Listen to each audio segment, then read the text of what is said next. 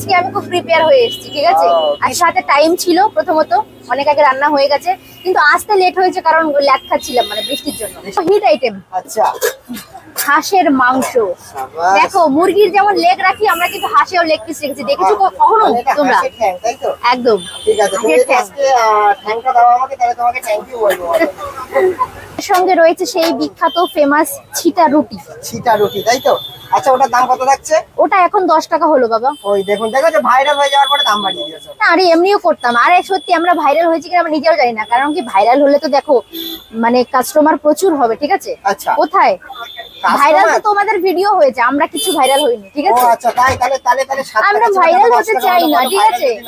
আমরা ভাইরাল হতে চাই না, আমরা শুধু চাই আমাদের খাবারের আইটেমটা সবাই টেস্ট করুক এবং রিপিট হোক, ঠিক আছে, যদি ভালো লাগে।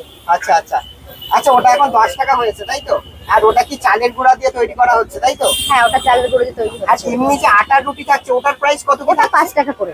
চলে এসেছি ভাইরাল আকাঙ্ক্ষা দির কাছে। এখানে কিন্তু ছিটা রুটি পাওয়া যাচ্ছে, সঙ্গে বাপরে বাপ ছিটা রুটি পাওয়া যাচ্ছে, সঙ্গে কিন্তু হাঁসের মাংসর কষা। সিরিয়াসলি স্ট্রিট ফুডে দাঁড়িয়ে কিন্তু এরকম হাঁসের মাংসের কষা খুব একটা পাইনি। ছিটা রুটি ঠিক এরকম ফুলের পাপড়ির মতো রয়েছে ছিটা রুটি। এর দাম আগে ছিল 7 টাকা, এখন কিন্তু 10 টাকা হয়ে গেছে।